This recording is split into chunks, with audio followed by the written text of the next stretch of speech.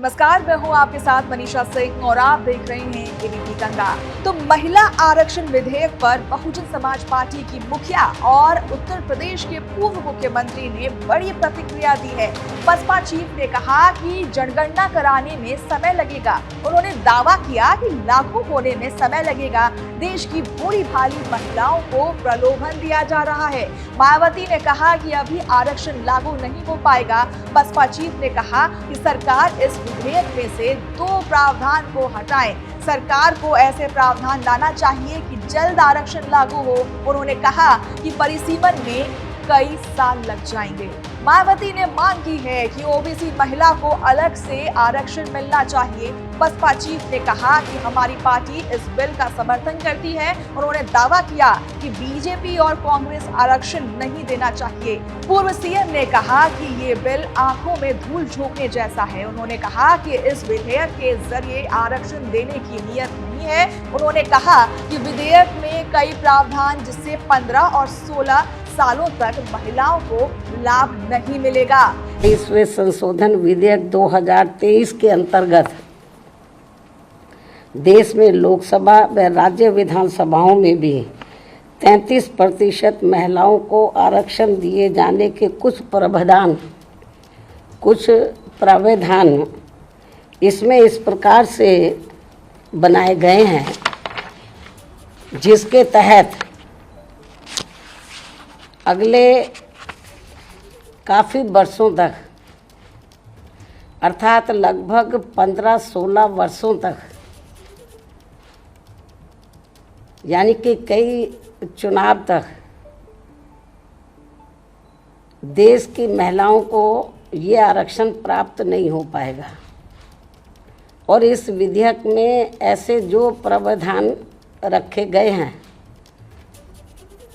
तो उनका मैं यहाँ उल्लेख करना बहुत ज़रूरी समझती हूँ। और इस संशोधन विधेयक के तहत इस महिला आरक्षण विधेयक के पास होने के बाद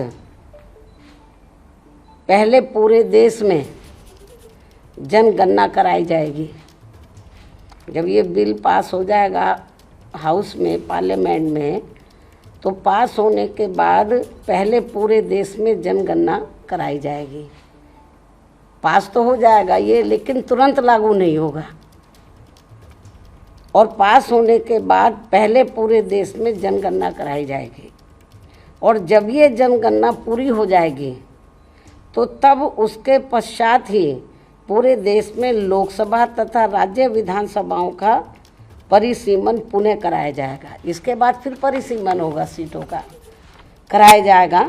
और उसके बाद ही तब ये महिला आरक्षण संबंधी संशोधन विधेयक लागू होगा। इससे पहले एक प्रेस वार्ता में मंगलवार को बसपा चीफ ने कहा कि नए संसद भवन में महिलाओं के लिए 33% आरक्षण का बिल लाया जा रहा है, जिसके पक्ष में बीएसपी यानी कि बसपा को पूरी उम्मीद है कि इस बार ये महिला आरक्षण बिल जरूर पास हो जाएगा, जो कि ये अभी तक काफी लंबे अरसे से लटका हुआ है। उन्होंने कहा था कि वैसे देश की महिलाओं को लोकसभा और राज्य की विधानसभाओं में आरक्षण 33% देने के बजाय यदि उनकी आबादी को भी ध्यान में रखकर 50% दिया जाता तो इसका हमारी पार्टी पूरे तहे दिल से स्वागत करेगी, जिसके बारे में भी सरकार को जरूर सोचना और विचार विमर्श करना चाहिए।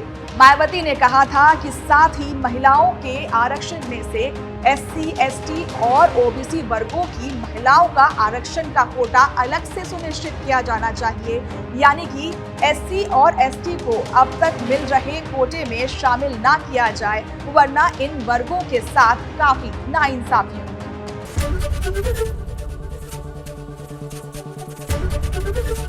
एबीपी गंगा, खबर आपकी, जुबान आपकी।